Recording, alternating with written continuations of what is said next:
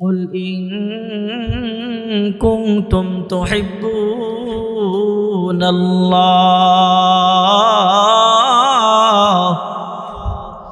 فاتبعوني يحببكم الله ويغفر لكم ذنوبكم والله غفور رحيم।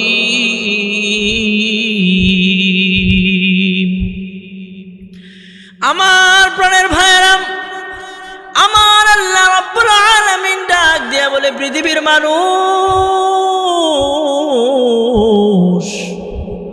তোমরা যদি আমি আল্লাহ রাব্বুল আলামিনের ভালোবাসা পেতে চাও, আমি আল্লাহ রাব্বুল আলামিনের মহব্বত পেতে চাও, পৃথিবীর মানুষ ভালো করে শুনো, আমি আল্লাহ পাক রব্বুল আলামিন তোমাদের কি তখনই মহব্বত করব, আমি আল্লাহ পাক রব্বুল আলামিন তোমাদেরকে তখনই ভালোবাসবো যখন তোমরা ফাত্তাবিউনি,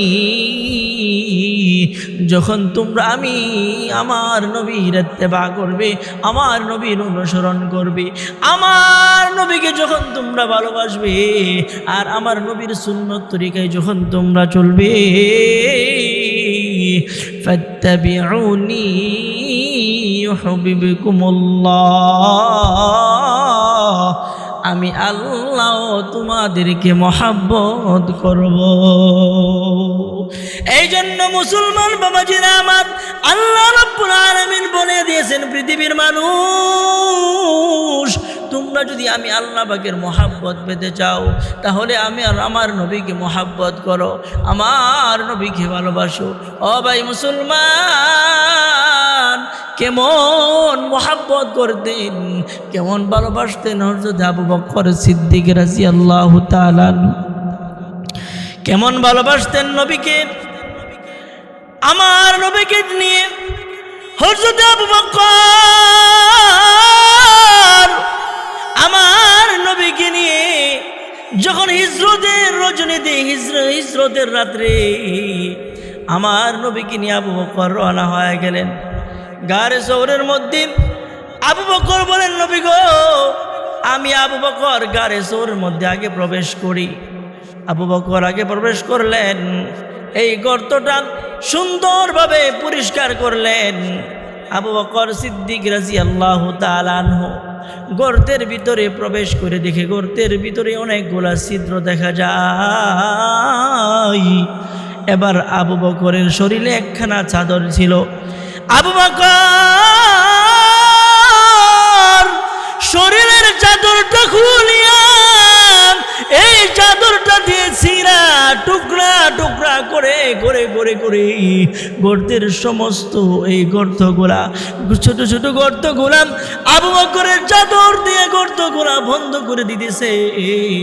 আর সমস্ত গর্ত যখন বন্ধ হয়ে গেছে, এবার আবু বকর সিদ্দিক তাকায় দেখে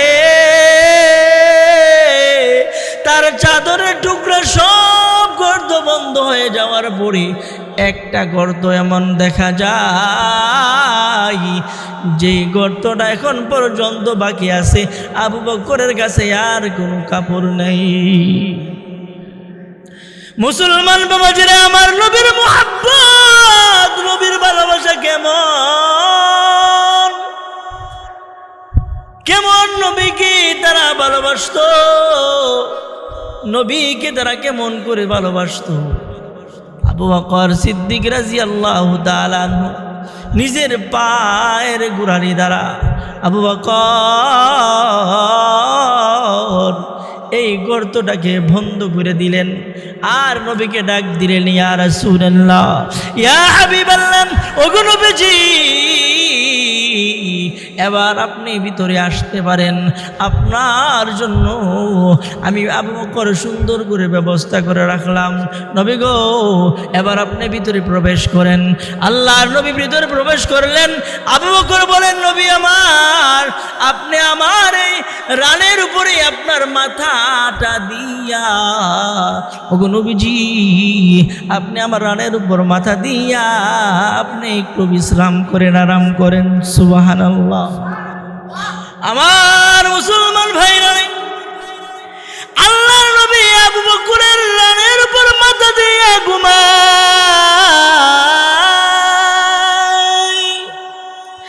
আর আবু বকর সে তাকায়া তাকায়া নবীর চেহারার দিকে তাকায়া রয়েছে, তাকায়া নবীর চেহারা দেখি কত মোহাব্বত আর ভালোবাসা নিয়া এবার আবু বকর নবীর চেহারার দিকে তাকায়া দেখে। কারণ আবু বকরের জীবনের সবচাইতে পছন্দনীয় জিনিস হলো নবীর চেহারা তাকায়া দেখা। ও মুসলমান, আমাদের অবস্থা তো, আমরা তো টেলিভিশনের আর সিনেমার নায়ক আর নায়িকাদের চেহারা তাকায় দেখার অভ্যস্ত আমাদের সমাজের মানুষেরা। কিন্তু সিদ্দিক আকবর বলেন যে আমার কাছে সবচাইতে পছন্দনীয় জিনিস হলো আল্লাহর নবীর চেহারা তাকায় দেখা। সুবহানাল্লাহ। মুসলমান বাবাজিরা আমার,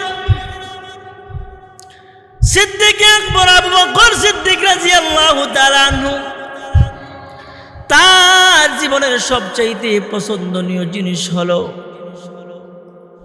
নবীর চেহারা তাকায় দেখা। এই জন্যই তো গারে সৌরের মধ্যে আবু বকর সিদ্দিক নবীজির চেহারার দিকে তাকায় রইছে। আর এই দিক দিয়া গর্তের ভিতর দিকে সাপ কোনোভাবেই এই গর্তে প্রবেশ করতে পারতেছে না। এক পর্যায়ে সাপটা আবু বকরের পায়ে সবুর মারছেন, দংশন করছেন। আবু বকর এই বিষাক্ত সাপের বিষের যন্ত্রণা আর সহ্য করতে পারলেন না। আবু বকরের চোখ থেকে পানি পড়ে গেল। যেই মাত্র আবু বকর সিদ্দিক রাদিয়াল্লাহু তাআলা আনহুর চোখ থেকে পানি পড়লেন, পানিটা পড়ে স্বয়ং আমার নবীর গাল মুবারকে আবু বকরের চোখের পানি আইসা পড়ল। সুবহানাল্লাহ। আমার প্রাণের ভাই, যে মাত্র রাসূলের গাল মুবারকে আবু বকরের চোখের পানিগুলা পড়লো, নবীজির ঘুম ভেঙে গেল। এবার নবীজি ঘুম থেকে জাগ্রত হয়ে ডাক দিয়া কয়, আবু বকর,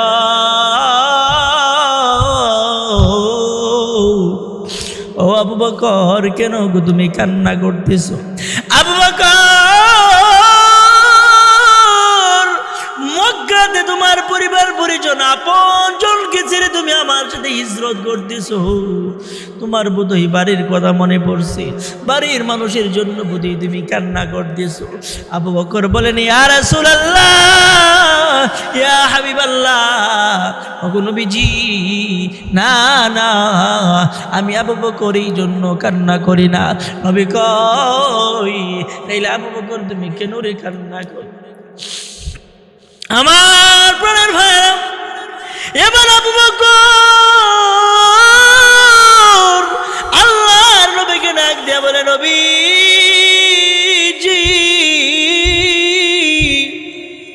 আমি আমার চাদর দ্বারা গর্তের সবগুলো গর্ত আমি বন্ধ করে দিতে পেরেছি।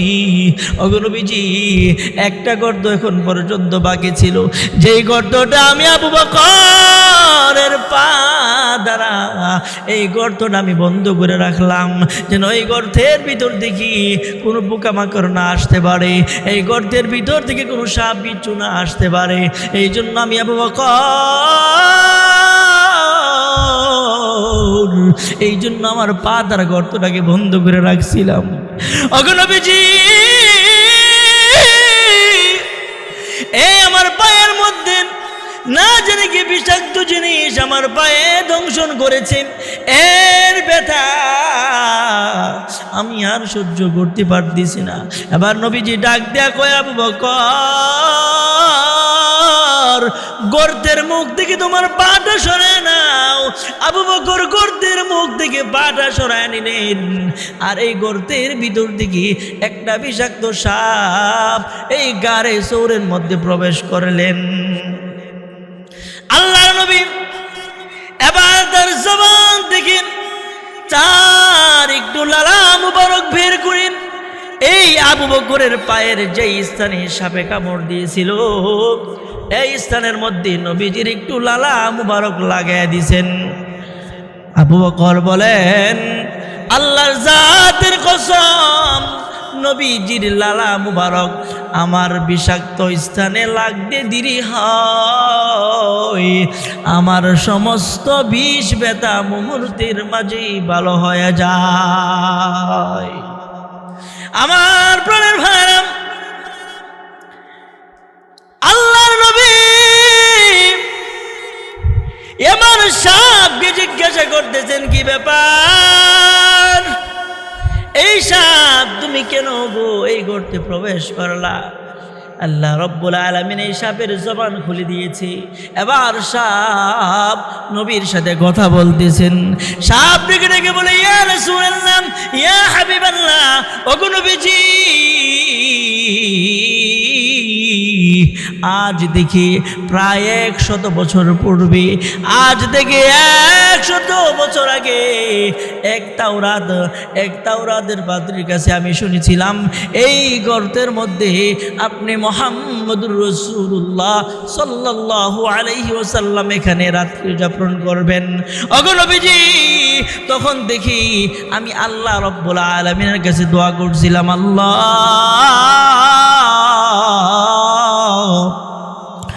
যতদিন পর্যন্ত আমি আমার নিজের চোখ দ্বারা মুহাম্মদুর রাসূলুল্লাহ সাল্লাল্লাহু আলাইহি ওয়াসাল্লামকে না দেখতে পারবো, আল্লাহ ততদিন পর্যন্ত আপনি আমাকে মরণ দিয়েন না। মুহতারাম হাজিরিন, এই সাপের আরজি ছিল যে আল্লাহর নবীর চেহারাটা দেখবে। এই জন্য সাপ বলতেছেন, নবীজি আপনাকে একটা নজর দেখার জন্য আমি কতগুলা চিত্র বানায় রাখছি, গর্ত বানায় রাখছি, কিন্তু আপনার সাহাবী আবু বকর সে সমস্ত গর্তগুলা বন্ধ করে দিছে। আমি কোনো গর্ত দিয়া আপনাকে একটা নজর দেখতে পারতেছি না। এই ব্যথা আমি সাপ, আপনি নবীকে দেখতে পারবো না, এই ব্যথা আমি সাপও সহ্য করতে না পেরে আপনার সাহাবী আবু বকরের পায়ে আমি কামড় বসায়া দিছি। নবী গো, এই আমি ভুল করে ফেলেছি, বেয়াদবি করে ফেলেছি, আপনি আমাকে ক্ষমা করে দেন। মুহতারাম হাজিরিন, বলতেছিলাম নবীজির মুহাব্বত, একটা সাপের অন্তরে নবীকে দেখার মুহাব্বত ছিল।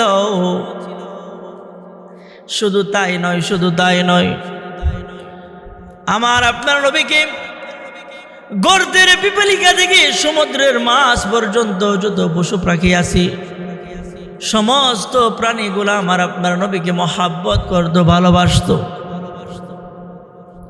একদিন মসজিদে নববীতে আল্লাহর নবী একটা মেহরাবে বসে নবীজি যখন খুতবা দিতেছেন, বুখারীর হাদিসের মধ্যে রওয়ায়াত পাওয়া যায়, আল্লাহর নবী খুতবা দিতেছেন, এমন সময় মসজিদের ভিতর থেকে কান্নার আওয়াজ শোনা যায়। মসজিদের ভিতর থেকে কান্নার আওয়াজ। কে রে মসজিদের ভিতরে কান্না করে? বাচ্চার মতো হাউমাউ করে কান্নাকাটি শুরু করে দেয়।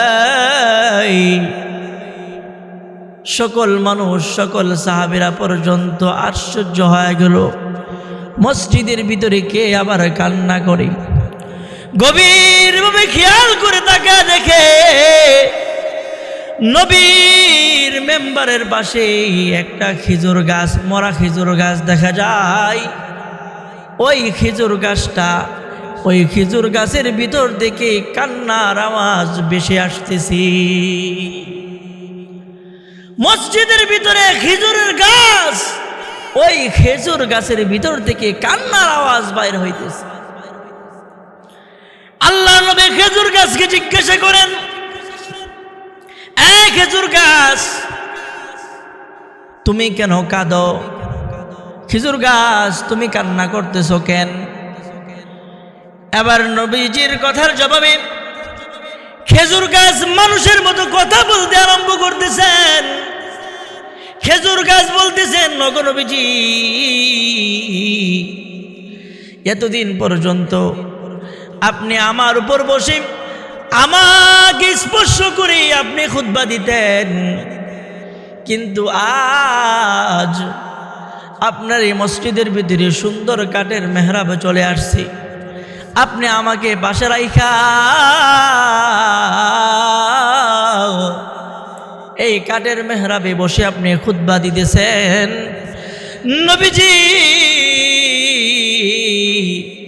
আপনার স্পর্শ দেখে আমি খেজুর গাছ বঞ্চিত হয়ে যাচ্ছি।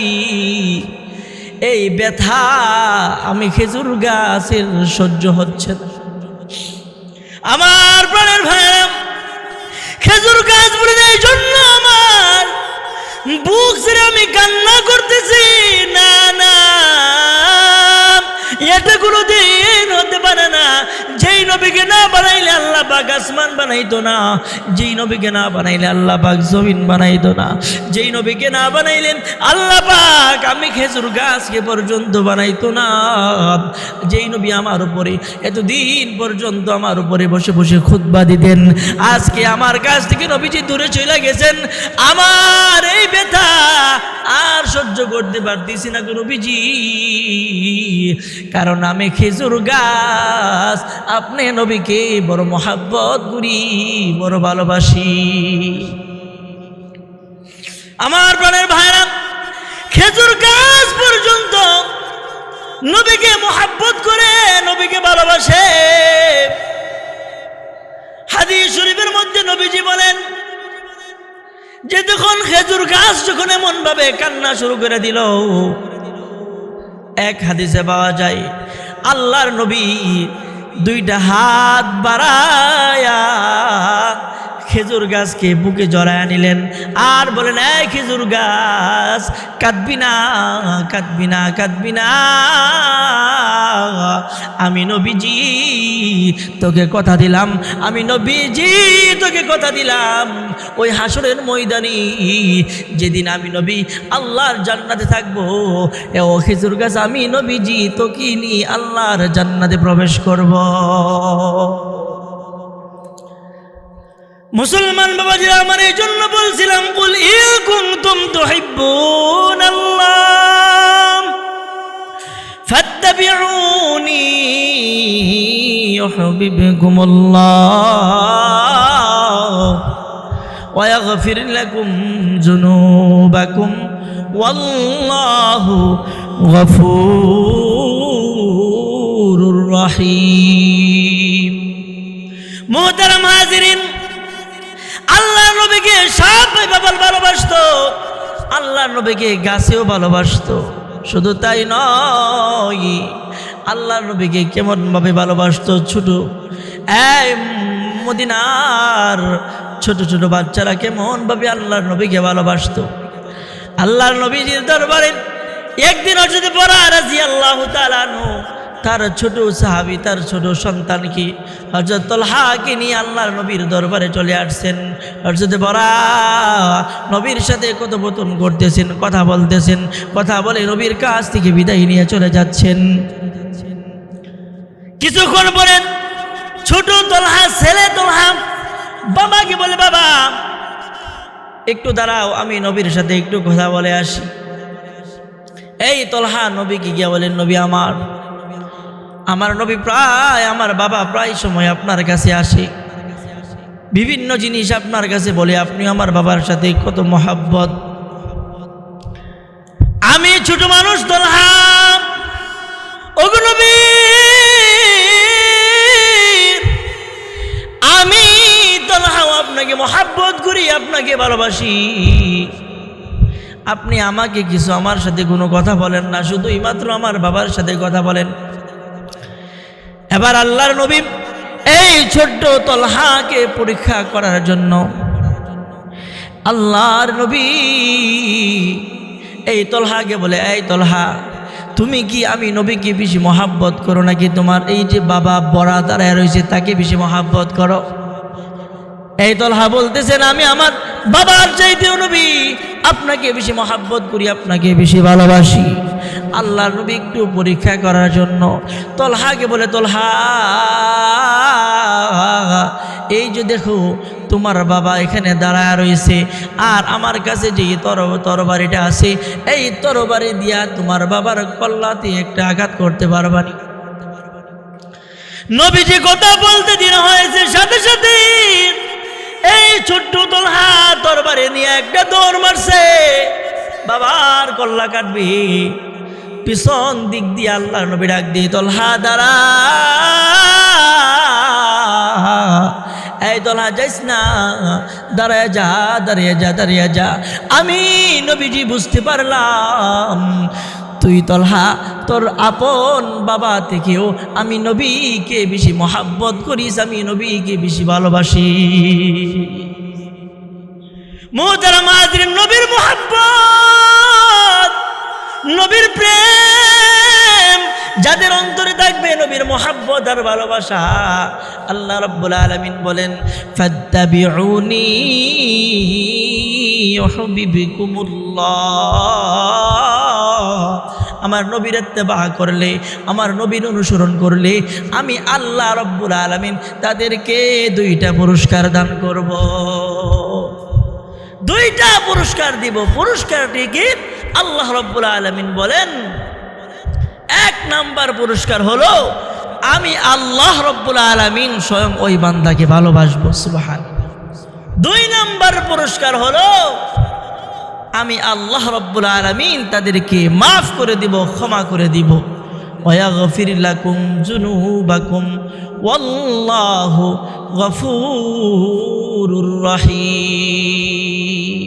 মুহতারাম হাজিরিন, নবীর ইত্তেবা করলে, নবীর অনুসরণ করলে আল্লাহর পক্ষ থেকে দুইটা পরোয়ানা পুরস্কার জারি। এর মধ্যে এক নাম্বার হলো আল্লাহ পাকের মহাব্বত, আর দুই নাম্বার হলো আল্লাহ পাকের কাছ থেকে ক্ষমা। আল্লাহ রাব্বুল আলামিন আমাদের সকলকে আমাদের নিজেদের পারিবারিক জীবনে, আমাদের সামাজিক জীবনে, আমাদের রাষ্ট্রীয় জীবনে, আমাদের ঘরে বাইরে সমস্ত কাজে কর্মে নবীর ইত্তেবা করে, নবীর অনুসরণ করে আমার আপনার জীবনকে পরিচালনা করার আল্লাহ পাক তৌফিক দান করুক, আমিন। ওয়া আখিরি দাওয়ানা আনিল হামদুলিল্লাহি রাব্বিল আলামিন। আসসালামু আলাইকুম।